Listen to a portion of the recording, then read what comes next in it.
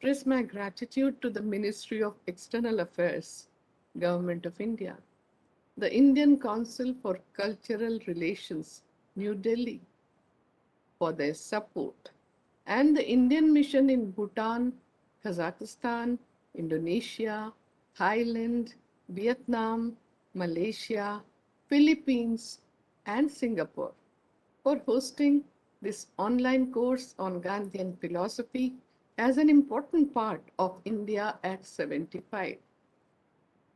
I extend a very warm welcome to all of you who have joined today's course. In the first course on 26 June, I had spoken about Mahatma Gandhi's life and philosophy of truth, nonviolence, Sarvodaya, Satyagraha, and Swaraj. I thank you all for your overwhelming participation in that. Today, in the second course, I will talk on the transformational leadership of Mahatma Gandhi, some of his traits, his economic thoughts, and his theory of trusteeship. Gandhiji's entire life story is about action to bring about positive changes. He both succeeded and failed in what he sought to do, but he always moved forward and he never gave up the quest for improvement, both social and spiritual, and both for individuals and for the nation as a whole. Today, Gandhiji is remembered not only as a political leader, but as a moralist who appealed to the universal conscience of mankind. He changed the world, and the impact is seen by the world leaders who were inspired by him, ranging from Reverend Dr. Martin Luther King Jr. to Madiba Nelson Mandela to His Holiness the Dalai Lama, Archbishop Desmond Tutu, Father Kunz, George Bernard Shaw, Cesar Chavez, Tawakul Kamen, and there is a galaxy of men, women, and children in different parts of the world who have taken a leap from Gandhiji to fashion their initiatives for ensuring justice and fight discrimination. Are leaders born? That is the trait theory. Or through transformation, every human being can be a leader and has the potential to be a leader, to earn people's respect, to get them to love you, to sacrifice for you is a tall order.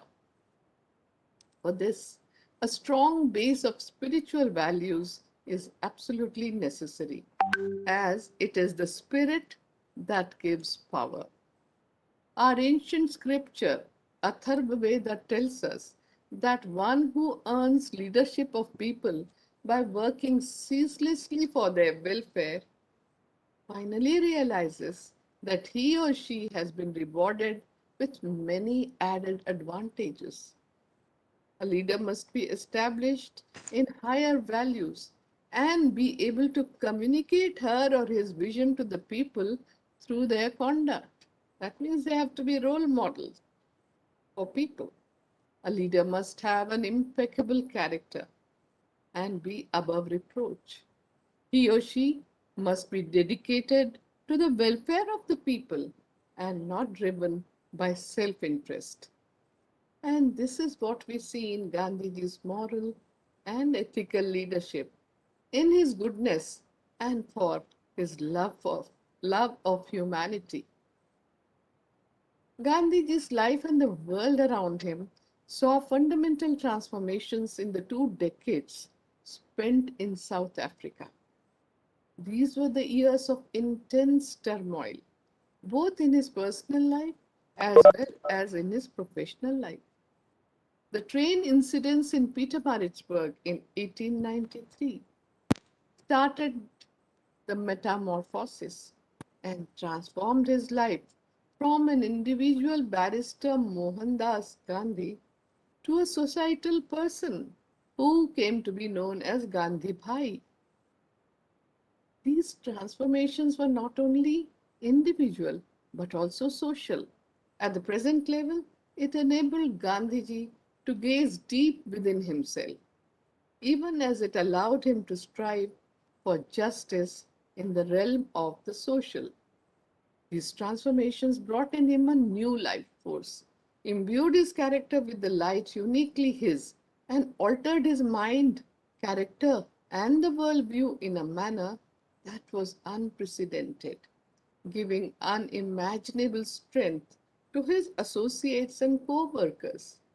This sadhana, or the endeavor of disciplined and dedicated practice of 20 years in South Africa, gave humankind a new philosophy of life in the form of satyagraha. This was a new path for human race that was groping in darkness in the enveloping violence. His personal life saw major changes in this period. These changes were comparable to those experienced by Count Leo Tolstoy, a person who inspired Gandhiji. Even before Gandhiji's life had begun undergoing changes, he was not living in the pursuit of pleasure. His concerns were not bound by individual desires. His endeavor of discipline and dedicated practice was the result of constant self examination, experimentation, and evaluation. His conscience had altered. He had left behind the path of self gratification, and during those 2 decades in South Africa and further on in India, he stayed on that path. He bore all the ups and downs, the obstacles, and the changing circumstances with a smile. Not only that, but he also enabled the people around him to recover after a fall and a tumble. He gave them repose and made sure that they could walk the same path. His lifestyle also underwent many changes during these years.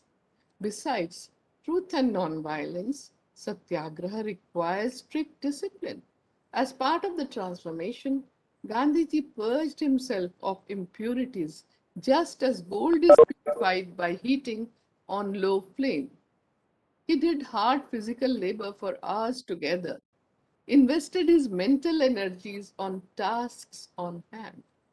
There were 3 broad reasons for transforming himself. Gandhiji realized that actual conduct is far superior to preaching about conduct. His experiments were not self serving. All his efforts combined the desire for self purification and social transformation. The interlacing of personal and social had begun in South Africa. Mahatma Gandhi is widely recognized as one of the 20th century's greatest political and spiritual leaders. Few men have ever had as much of an effect on our world as Mahatma Gandhi. He was charismatic, thoughtful, and analytic. Gandhiji was very much a product of his times, yet one of his greatest source of inspiration was the Bhagavad Gita, the famous Indian scripture. While leading nationwide campaigns to ease poverty, expand women's rights, build religious and ethnic harmony, and eliminate the injustice of the caste system, Gandhiji supremely applied the principles of nonviolent civil disobedience, playing a key role in freeing India from foreign domination. He was often imprisoned for his actions, sometimes for years, but he accomplished his aim in 1947 when India gained its independence from the British colonial regime. After that, around 125 countries gained independence from the colonial regimes. This is the worldwide impact of Mahatma Gandhi and his methods. Gandhiji's greatest leadership trait was his dream and his ability to visualize freedom for the enslaved India with a lifelong focus on to make India into a self-reliant nation, economically and socially. The element of Gandhiji's leadership was his lifelong commitment to achieving that intertwined vision of a free India. Starting in the 1890s with his work in South Africa till the end, Gandhiji worked, mobilized, wrote, and spoke about the goals of freedom, inclusion, harmony, diversity, and empowerment. Gandhiji aligned most of the social movements he had led around these goals. His well known leadership trait was his willingness to live like the majority of Indians that he sought to help, and his exhortation that all Indians be the change they wish to see in the world. Gandhiji's ability to live comfortably among villagers and the urban poor brought him the credibility, trust, and intellectual understanding needed to lead India's independence movement. It is rather challenging to imagine Mahatma Gandhi as a very efficient leader who not only transformed himself but also transformed the world and his followers. That is the trait of the transformational leader, who not only transforms himself but transforms his colleagues, fellow workers, and followers and leads them to a better condition from where they find themselves to be in. A very strong sense of self respect marked Gandhiji's character from a very early age. Gandhiji taught that it was not a miracle to be able to transform oneself at all. Each one of Gandhiji's actions was well thought out and necessary. A well thought out response geared towards changing a people and nation always leads any organization towards a better future to survive, evolve, grow, and to prosper. What made Gandhiji a great leader? If we consider his achievements, it will reveal his vast contributions. Gandhiji inspired and mobilized ordinary people and led them to a free India. He succeeded in rejuvenating and breathing new life into all the organizations that he had established. Gandhiji had organized the most significant mass scale non cooperation movements non violently. He involved women in participating in the freedom movement as equal partners. He was engaged in establishing communal harmony and interreligious tolerance. He nursed people during medical emergencies and worked in riot torn areas to create peace and bring harmony, tolerance, and understanding. He toured the flood affected and earthquake devastated areas and helped people to rebuild their lives. He served people selflessly. He led a life of voluntary poverty and took great care of conserving the environment. He was the first environmentalist and a minimalist much before the world was preoccupied with these ideas. His approach was inclusive, revolutionary, fair, moving towards equality and equity, and productively breaking out of the constraints of limitations, conventional thoughts, and traditional beliefs. In doing this, he challenged himself continuously while taking his followers along through his example, setting standards for them to follow. His inclusive approach remained focused with his razor sharp intellect, and his positive outlook helped him to reject everything based on untruth, intolerance, and violence. He was determined to achieve simple goals through the motto of do or die. For Gandhiji, the means of the path had to be pure. Hence, he always insisted on purity of means. His means were that of non-violence, which he practiced till his last breath. He was also a champion of persuasion and building consensus through repeated dialogues.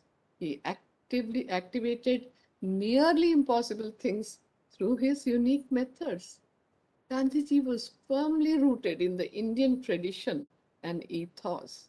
He was intensely spiritual, a perfectionist, punctual, prompt, efficient, sincere, and a hard-working leader. Above all, Gandhiji remained highly successful and grounded in his ethical leadership. Characteristics of Gandhiji's moral leadership were his polite behavior, transparency, openness, accountability, integrity, humility, hard work, calmness of mind, respect for people, glorious self sacrifice, efficiency, and sincerity, taking responsibility, leading by example, being ever vigilant, accepting challenges, having a holistic purview of strategy, and working wholeheartedly with enthusiasm and sincerity.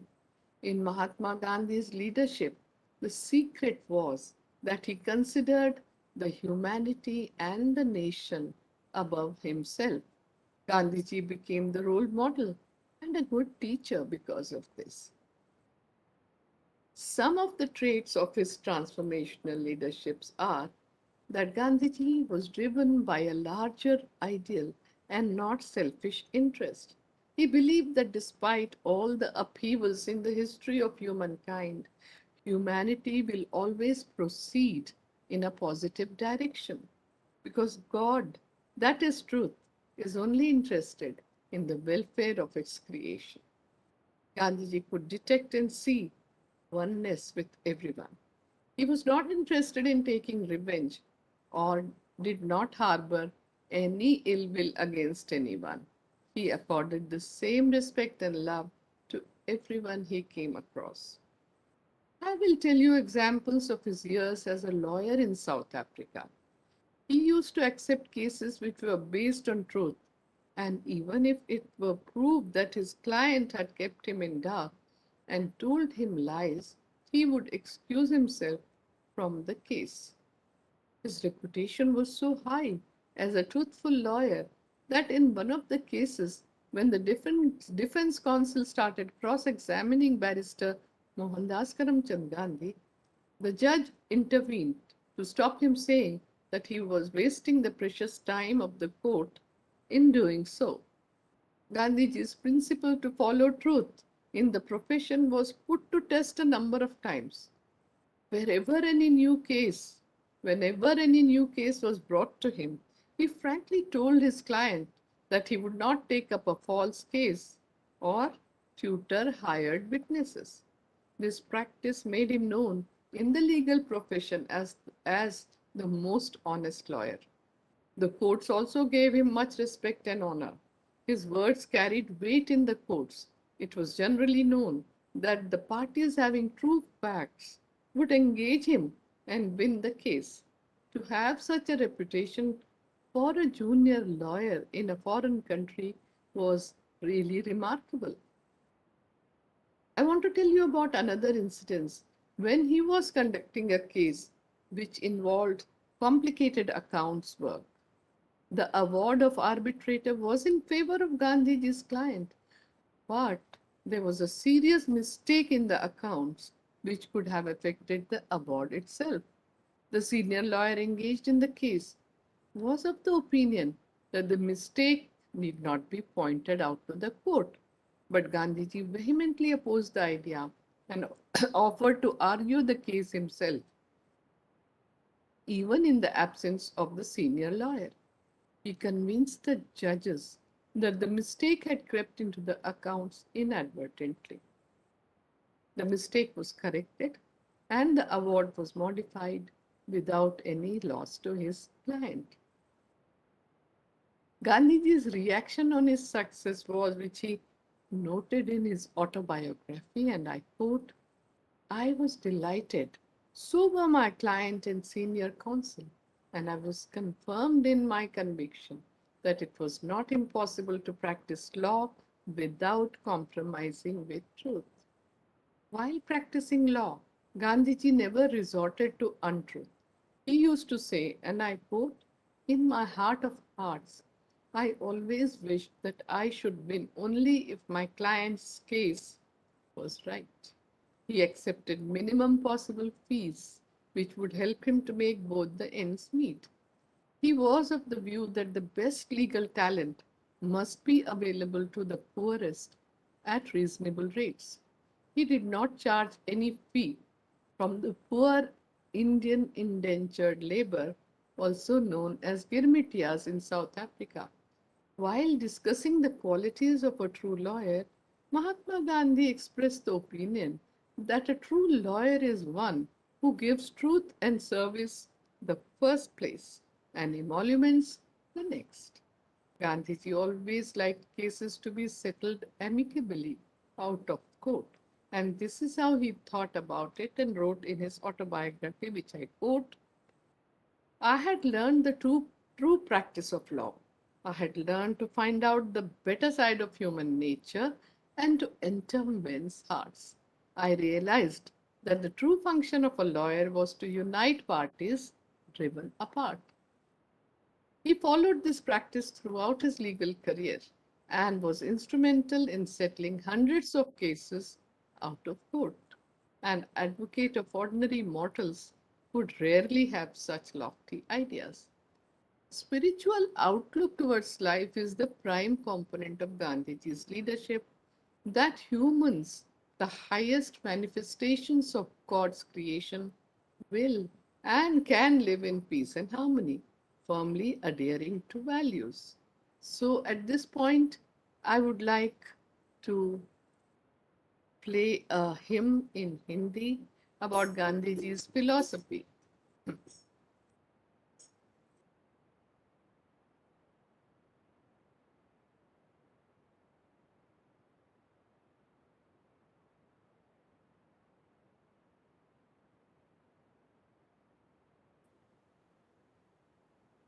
आँखें पवित्र राख सत्य ही तू बोल, आँखें पवित्र राख सत्य ही तू बोल।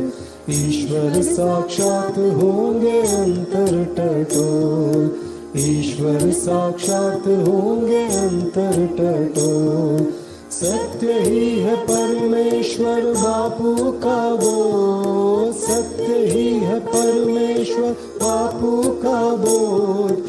उसी परमेश्वर की नित्य कर तू शोध, उसी परमेश्वर की नित्य कर तू शोध। आँखें पवित्र राख सत्य ही तू बोल, आँखें पवित्र राख सत्य ही तू बोल। ईश्वर साक्षात होंगे अंतर टटोल, ईश्वर साक्षात होंगे अंतर टटोल, ईश्वर साक्षात होंगे अंतर टटोल। The second trait was that Mahatma Gandhi was an effective and the best communicator who was fearless and eloquent with his words, held on to lofty principles, and had an elevated vision. Still, he effectively propagated his messages quickly by using the then existing media, mostly the print, as well as through public meetings, letters, articles, interviews, and one to one interactions. He made optimal use of other channels of communication very efficiently and effectively. Gandhiji reached out to millions of people and convinced them of his cause, coming across as the most celebrated journalist of all time through printed words in that era. For 4 decades, he edited newspapers, and his language was simple and straightforward, but forceful with passion to communicate his ideas to people. As a child, Mohandas was a very timid and shy child and seldom mustered up the courage to speak up. This trait was quite apparent in him when he grew up as well. Gandhiji used to shiver even to speak from his written speech at one time. At the age of 18, as a student in London, he met a lot of reformers and thinkers of that era and joined the Vegetarian Club, where he was the youngest member. And then he started his career as a journalist and contributed articles to the journals of the Vegetarian Society. He also honed the skill of letter writing and corresponded profusely. His personality flowered in London, where he had gone to study law to become a barrister. Over the years, he transformed himself so much that he wrote down everything that was in his mind, and his collected works and books reached millions of people to inspire and guide them. He always advised aspiring writers to never write anything without giving thought to it. Having written something, he said, go through it carefully and write it over again. In rewriting, cut it down to half its length. Go through this once more, he said. Think again and reduce the half to a half again.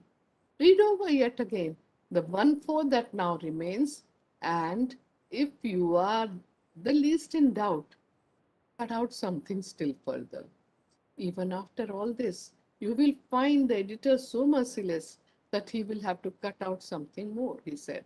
This advice is for those learning to write, but veteran writers have profited a great deal from it. He would tell every writer to try out this well tested advice and note the results.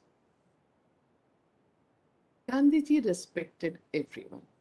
So, one of the traits is that Gandhiji had the ability to view human beings as human beings without attaching any labels of background, age, caste, or creed. So, in the Sabarmati ashram, there were about 400 families living together as a community. There were many children also in the ashram. And in the morning and evening, Gandhiji used to set out for walks with the children. With the children, he used to swim in the Sabarmati river, he used to eat with them, he used to play with them, he used to be always available for them. And so much so that children could quarrel with him without qualms.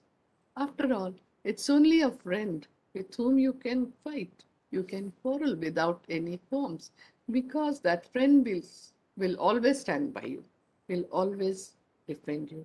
Such was the kind of friendship and love that he gave to even children. And then that love and friendship went beyond children to the ashram inmates and beyond the boundaries of the ashram to the entire nation and beyond to the world. So that is the kind of respect that he showered for everyone. Whenever someone came to meet him, he never thought of whether he was rich or poor, literate or illiterate, male or female, old or young. And that is why he could attribute humaneness to other human beings. Another incident I would like to tell you from the Sevagram ashram, where I was born. So, in the cottage where he used to live, which is called the Bapu Kuti, he used to sit down and meet people. Hundreds of people used to come to meet him, though, of course, with a prior appointment. My father, who was an adolescent by then, thought that he needed to understand what is happening because the ashram management had put up a board behind the plank where Gandhiji used to sit and rest his back to save his time, perhaps. The boards had three sentences of two words each. And the first one was, be quick. The second one was, be brief. The third one was very, very difficult. It said, be gone. So my father thought that this was not the proper way of welcoming visitors. And Gandhiji, being from Kathiawar, it is not proper because Kathiawadis are known mostly for their hospitality. So he wanted to point out this mistake to Gandhiji. But before that, he tried to conduct some investigative journalism. So when someone came to meet Gandhiji, he followed him. And when he came out within 2 minutes or maybe less than 2 minutes, he asked him, Sir, did you meet Gandhiji? To that the man's face lit up as if 1,000-watt bulb had gone on. He said, Of course I met Gandhiji. Father said, What kind of a meeting is this? You were not even there for 2 minutes. What could you have told him? What could he have said to you? So the person informed him that yes, I was not there for even 2 minutes, but in those few minutes, Gandhiji became one with me. That is, after meeting Gandhiji, people always felt that he had poured himself into their hearts and had become one with them. He had entered their hearts. Gandhiji's faith was in the oneness of God's creation. Whenever people used to come to meet him, the respect that he showered on them made them feel that Gandhiji entered their hearts. He became one with them. He did not harbor hatred, ill will, or bitterness towards others, as he believed in absolute oneness of human beings with God. Many a times there used to be differences of opinion between him and others, but there never were any differences between their hearts. His opponents felt that Gandhiji could put the unspoken words of his adversaries in a better way than them, because he could hear what the other person had not said also. People felt that Gandhiji told them what they had intended to say to him. So, my father told me that there was no better listener than Gandhiji. However, in listening too, he could even hear what the other person had not spoken because he could combine what people said and what people did to understand them. That is why there could not have been more exceptional listener than him. Even if a person came to wage a war with him, he would look at their good qualities and the positive side of that person and remained ever open to recognizing the truth in others. Traits such as this is too very important in leadership. If we are not able to see the qualities of the person in front of us, leadership cannot blossom. However, Gandhiji could see the strength and conditions of the people to understand them. This is the reason why he could feel the pulse of the people. Only he was able to understand what people think and what they believed. The only one who is in tune with the common man can feel the pulse of the nation or the organization. Gandhiji had proved his unity with the people. His first and foremost consideration was to be of service to people. He had a keen desire to restore the dignity of all human beings. He desired to contribute to leave the world a slightly better place than he had entered it. In Gandhiji's revolutionary world, leaders were servants. This model of the servant leader, the concept which Gandhiji demonstrated more than 100 years ago, is now widespread in the corporate and non corporate community. The servant leader sacrifices himself and only himself. Gandhiji's life was a value driven life, and that is another trait because he realized that actual conduct was far superior to preaching about it. That is to say, that he walked the talk. From his childhood, he had cultivated a habit that if he had found something good, he immediately started acting on it without waiting for others to start. That is what made all his idealist actions practical. However, the effort began from a point where he was standing.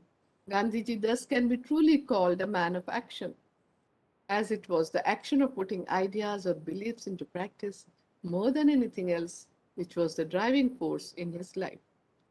Gandhiji always maintained the relationship between faith and logic.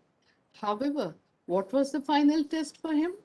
Put it into practice, experiment with it. Without that, even science was not acceptable to him. Gandhiji always began with himself. To effect change, we need to change ourselves like Gandhiji, who had realized that if one does not set an example and one does not do things oneself, most often than not, things will not get done. The lesson is that one should be a quiet example, a role model. Promoting change by personal example is the most effective way to bring about change. There are innumerable instances from Gandhiji's life in which he always was the first one to set the example. He was a person who was setting up new values in society, and that is why he was able to spread such traditions. People could see Gandhiji's leadership in such measures too, as Gandhiji always set the standard for others. He was open and transparent. There was no difference between his individual life and public conduct. For instance, in South Africa, after facing personal humiliation of being insulted, pushed out of the train, threatened, abused, and beaten, when he reached Pretoria, Barrister Mohandas Gandhi told his host to call a meeting of the Indians of Pretoria. So about 30 to 40 people came, and then he delivered a talk. He writes about it in his autobiography, saying, and I quote, that was the first public speech of my life. He was 24 years old. There was no mention in his speech of all that he had experienced in the past few days. There was no bitterness. Instead, in the first meeting with the Indians, he said that if they wanted to be respected by the whites, then they should get rid of the habit of cheating. And if one thinks that it is okay to not to cheat at home, but okay to cheat in business, that will not do, as they'll be giving a wrong impression of our country. That he said that all of you are representatives and ambassadors of India in South Africa, and people will judge through your actions and form opinion about the motherland. Secondly, he said we should form an organization in which Indians from all the religions, practicing diverse cultures, speaking various languages, and following different customs, must endeavor to remove the feelings of differences amongst themselves. Unity cannot be achieved without honesty, he said. We should remove our shortcomings, including uncleanliness, in order for people not to have such a low opinion of Indians. He also volunteered to spare his time during the period of 1 year that he was to be in Pretoria and, and volunteered to teach spoken English if anyone was keen to learn. 3% showed their willingness, but they lived in three different places. Gandhiji assured them that though they lived in three corners of the city, he would come walking to their homes every day to teach them. And he kept up his promise, as a result of which the income of these three persons doubled. Gandhiji stood by his convictions. His life was a grand experiment in principle living, whereas most sincere thinking people contemplate adherence to principles only to conclude that the realities of modern life make living strictly according to the principles impossible or at least impractical. Gandhiji went ahead and tried. Gandhiji's impressive success is in part a testament to the strength of his determined will and in parts the result of his clear conception of a set of essential principles. He also succeeded because he managed to the application of principles with a pragmatic eye towards the dynamic, fluid nature of day to day. Depending on the outcome, he strengthened, modified, and even rejected certain principles as he devised new ones. That was one level of strategy and tactics. It rested, however, on the bedrock of ideas and values on which there could be neither alteration nor compromise. He walked on the path enlightened by truth and steadily gazed inwards to find inspiration. His conscience became his guide and illuminated his path in moments of crisis. Gandhiji did all his tasks with equal reverence, is another trait of his. One of the traits that distinguished him was his unique outlook about work. Within him, too, there could have been distinctions of work like less critical work, more important work. However, with work too, there is consistency. He used to consider each task to be God given task, a gift from God, and he could see equal importance in everything and did it with the same reverence. Gandhiji had such an objective before him. There were activities where he submerged himself. The ability of non attachment towards his own action and movements gave him the capacity to rise above daily actions and gain spiritual strength. This also gave him the unique ability to touch the hearts of the opponents. Deep spirituality gave a deeper meaning to Gandhiji's work. Examples of these can be seen in Gandhiji's life and thoughts on economics, education, activism, religion, politics, society, and in each of the satyagrahas or movements against injustice. The best way to attain selflessness and non attachment is to engross oneself completely in an objective that is much larger than the self. Gandhiji did not spend his time lazily, as he knew that each moment was a God given moment. This value system made every moment precious for him. When a person considers his life to be a God given trust, he could not possibly waste it. Another trait is that he was open to the opinion of dissenters, a quality that Gandhiji had for good leadership. A condition which is praiseworthy anywhere was that he trusted everyone. Moreover, this trust began with trusting oneself, that is, self trust. He had confidence in his companions, trusted those whom he had to deal with, as long as they did not prove to be untrustworthy. He believed in one's ways of working, in one's means, faith in the ends towards which one is working, and the maximum confidence in the Almighty. However, all this put together gave him strength. It came from his belief in himself. He never had any doubts about his goals or aims. That is, Gandhiji had clarity of intentions, without which leadership is not possible. His firm faith was that somewhere in that person lays the principles of truth. He wanted to awaken that principle. Gandhiji's efforts were not only to win, but to win over the hearts of people and turn them into lifelong friends and, in many cases, his close associates. He would look at the system, at tradition, as being apart from the individual. And this is another trait that he had. Excuse me. He did not waste his energy on taking revenge against individuals, as he understood that the individual is a prey to the system, and the roots of the system were very, very deep. He was a soft spoken, very humble, and very trusting person with his adversaries. Even in the extreme situations, he maintained the balance, sense of humor, wisdom, clarity, and above all, his calmness of mind. Each one of us is blessed with two gifts. One is the mind, and the other one is the intellect. When the mind functions,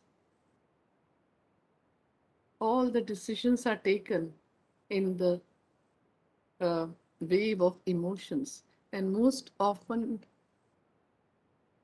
these decisions prove to be wrong.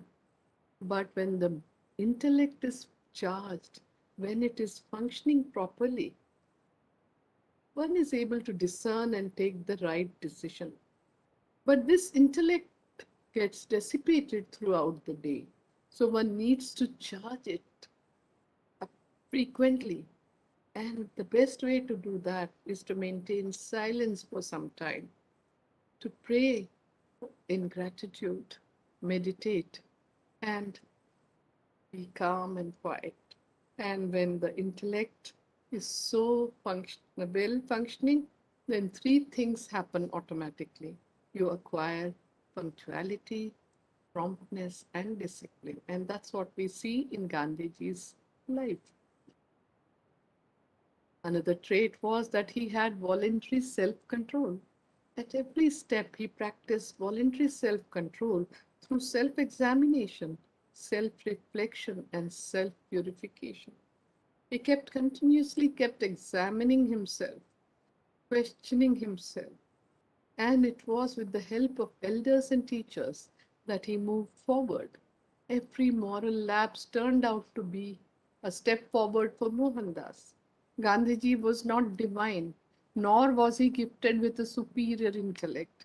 He was an ordinary person, and like all average persons, he stumbled during the journey.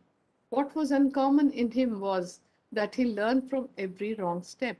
At every step, he questioned and examined himself, and that question has been asked in our Indian civilization since the past 5,000 years. And the question is, Ko aham, who am I?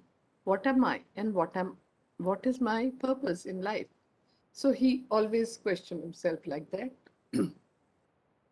learned from his mistakes, and resolved never ever to commit them again. And remarkable thing is that he never committed the same mistake again. That was not merely a habit, it had become its nature. In all this, his vows that he had taken in front of his mother as a 18-year-old before going to London as a student helped him very much. A strong sense of self-respect marked Gandhiji's character from a very early age. He was incapable of discriminating against anyone. He suffered no insults and insulted no one. Another trait that we see is that he was eternally vigilant.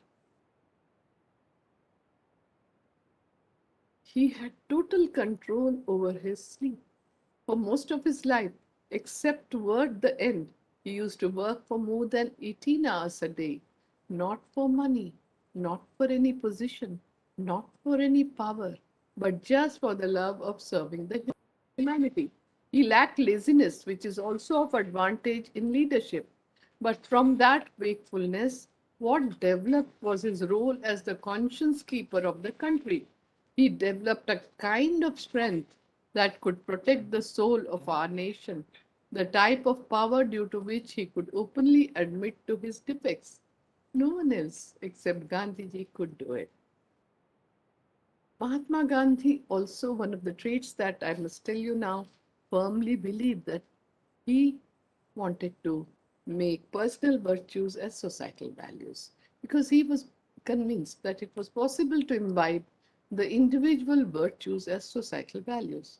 Someone is truthful, someone is courageous, someone is honest, someone is fearless. These are all individual qualities. Gandhiji was interested in ensuring that these become widespread in the society, that he could distinguish between the virtues of an individual and apply it as a social values was very revolutionary. In any revolution, the critical values are always based on individual merits, and when they spread, then a revolution begins. Spiritualization of politics was a result of this for Gandhiji. He practiced personal integrity because he practiced what he preached. His integrity was seen in the consistency between his thought, words, and deeds. From his childhood, Gandhiji was very particular about his character. He did not want anybody to point the fingers at him or find faults in him. Because Mohandas was always careful about his thoughts, words, and action, he developed a high degree of integrity and self efficacy. These habits stayed with him all through his life. His unique personality, his traits, and qualities made him a great leader. He captured everyone's heart and became a person universally admired and respected. As a transformational leader, he knew where he wished to lead his people and how he intended to get them there. Besides, Gandhiji led them into a better rather than a worse scenario in which they found themselves. One more quality that I would like to mention is that he used to make a conscious effort to rise above personal sorrows and happiness. His efforts were directed towards sharing the sorrow and happiness of people by sharing their heartache and joy, by nursing them in their sickness, and by just being with them, spending quality time with them. All these traits he imbibed from the main teachings of our ancient scripture, the Bhagavad Gita, the great Indian scripture, which lays down the conduct of a person driven by selfless work, living with non possession and non attachment. He had the blend of sincerity and efficiency, bringing out the most positive energy in every work he did. If these two are apart, the work does not get done properly. So, I would also like to narrate incidences, but now we are running out of time. So, I will move on to Gandhian economics and trusteeship at this point. Leaders who contribute to action or thought in the world base their learning from the thought and practice of the predecessors. Rare is a case where a person works only on own inspiration. Gandhiji is no exception. He formulated his economic thought based on his experience, reading, and internalization of ideas and values. His economic ideas were part of his general crusade against poverty, exploitation, socio-economic injustice, deteriorating moral standards. Gandhiji was an economist of the masses. His approach was rooted in human dignity. His economic philosophy is a result of innumerable experiments which he conducted during his life. His pragmatic approach gave a new direction to the existing socio-economic problems in the process of protecting human dignity. A fundamental difference between thinkers of modern economics and their thought and that of Gandhiji lies in the latter's emphasis on ethical considerations in all economic affairs. His understanding of ethics had evolved from his faith in religion. The second source of influence was from the writings of other scholars who wrote commentaries and critique on economic issues and concepts. The core of Gandhian economic thought is the protection of the dignity of humans and not mere material prosperity. He aimed at the development, upliftment, and enrichment of human life rather than a higher standard of living with scant respect for human and social values. Fundamental ethical values dominated his economic ideas. He wanted to liberate the modern economic philosophy from the quagmire of materialism and bring it to a higher spiritual plane. Gandhian economics aims at a distribution of material prosperity, keeping only human dignity in view. Therefore, man's dignity and not his material prosperity is the center of Gandhian economics. Trusteeship, the most definitive doctrine in the Gandhian economic order that replaces private ownership, which leads to disparities and discord, as well as state ownership, which leads to loss of individual freedom and initiative with social ownership. He extended this principle to whatever one owns, wealth, talent, or any other asset, because legacy or chance or the system plays a major role in their acquisition, and because equitable distribution is a sine qua non of a non-violent social order. Thus, it is dominated more by moral values than by economic ideas. According to Gandhiji, trusteeship is the only ground on which he can work out an ideal combination of economics and morals. The world's richest 1% have more than twice the wealth of the rest of humanity combined. The growing concentration of the world's wealth has shown that 26 richest billionaires own as much asset as the 3.8 billion people who make the poorest half of the planet's population. This points out about the relevance of Gandhiji's advice on trusteeship in these times. He had a straightforward answer to greed, social inequity, and ecological imbalance when he said, and I quote, take whatever is necessary to satisfy the needs customary in your society, and then spend the rest for social service, thereby becoming a trustee of the common good. But modernity teaches us only to grab and not to give. Even all technological innovations encourage us to move towards a state of self indulgence rather than self renunciation.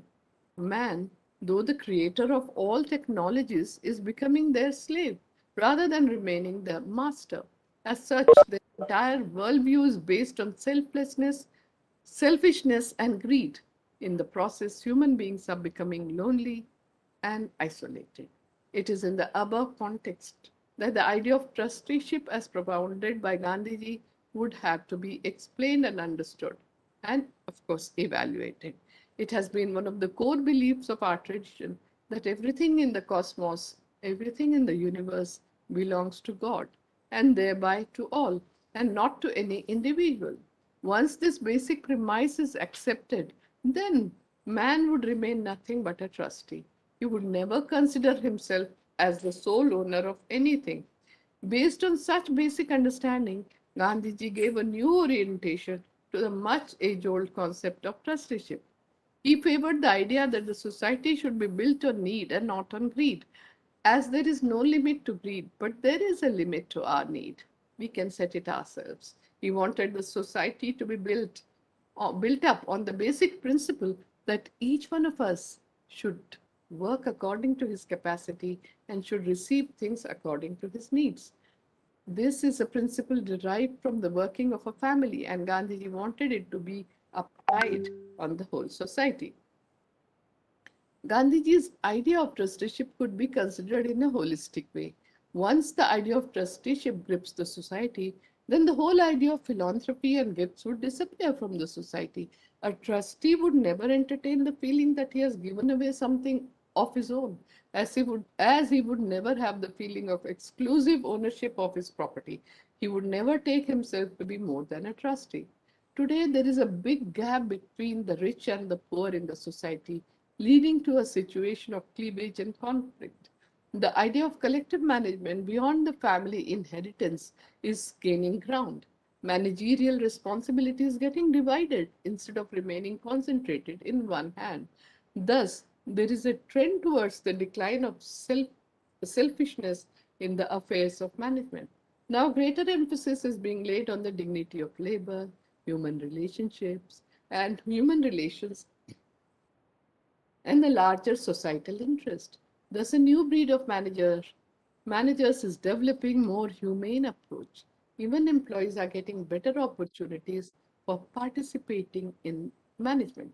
Gandhiji was gripped by such moral and spiritual inspiration, and it was the same inspiration which lay behind his idea of trusteeship. If such inspiration also grips the industrial sector, that alone will humanize its working. In Western countries, such ideas are gripping the minds of the leaders of industry. Today, it is not the capital alone, but also the intelligence and labor that are counted among the productive potentialities. He also deprecated any class conflict as well as any controversy over respective interest. All would have to work for the ultimate good of the people. In the above context, Gandhiji's concept of the oceanic circles appears to be of crucial importance today. Unless there is a firm commitment towards societal welfare from all sides, it would be difficult to introduce discipline in every walk of our national life and a policy of fair pricing of the goods along with maintaining their high quality. Today, people of the world have moved closer to each other on account of faster means of transportation and communication. Whether such closeness would bring love or conflict is the moot question. It is the time to give a fresh look at the Gandhian ideas and ideals with open eyes and with an open mind. That is that his ideas are not outdated is being demonstrated by several examples who display the different experiments conducted by individuals and companies which are committed to the larger goal of what Gandhiji called as Sarvodaya. The Gandhian perspective is more relevant today than it was ever before. He wanted to ensure distributive justice by ensuring that business acts as a trustee to its many stakeholders and specified that economic activities cannot be separated from one another. Economics is part of the way of life, which is related to collective values. The Gandhian principle of trusteeship is closely related to the social responsibility of business. According to the Gandhian concept of trusteeship, all business firms must work like a trust. Trusteeship tries to reduce inequalities. It tries to reduce the gap between the rich and the poor. According to Gandhiji, businessmen should change their attitude. They have no moral right to accumulate unlimited wealth while most of their countrymen live in poverty and misery.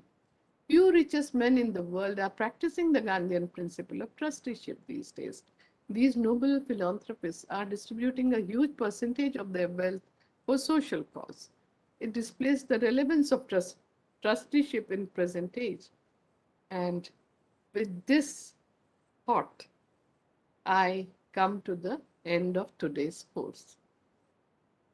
In the third course on Saturday, 10th July, I will talk about Gandhiji's spiritual life, his experiments in health, wellness, and nature cure, and his environmental credo. Once again, I would like to express my grateful thanks to the Indian Mission for hosting this course, the Ministry of External Affairs, Government of India, and the Indian Council for Cultural Relations, New Delhi, for their support, and above all, to all of you who participated in this whole course, second course, with utmost enthusiasm. So at this stage, I would like to invite one participant from each of the countries to share their views.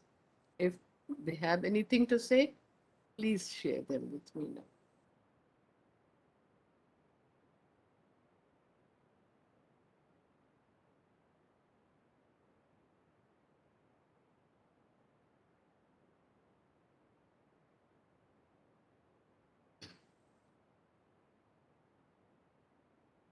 So then, if there is nothing to share, and then I would like to remind you to tune in on Saturday, 10th July for the third course, in which I will talk about Gandhiji's spiritual life, his experiments in health, wellness, and nature cure, especially in the context of the global pandemic COVID-19, which is ravaging humanity.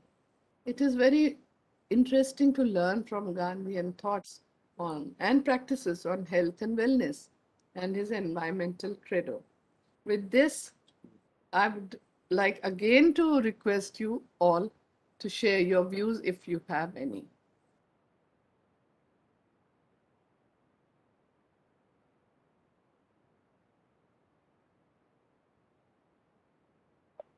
Good evening, Humanity. Good evening to you, ma'am. I'm Dr. Mulu Valdez again from the Philippines, and I would like to thank you very much for the very enlightening inputs about Gandhiji's transformational leadership and his economic strategy. Thank From you. your sharing, we were given the idea how Gandhiji, a leader, advocated how the privileged class can serve as trustees and how their wealth could be utilized in a constructive way to upgrade the quality of life of the underprivileged.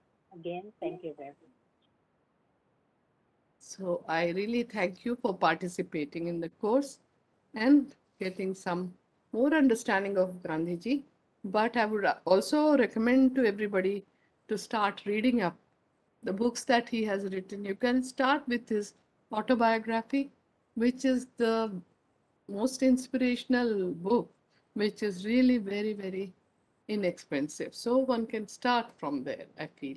And there is so much more to learn and read to understand more about Gandhiji. You.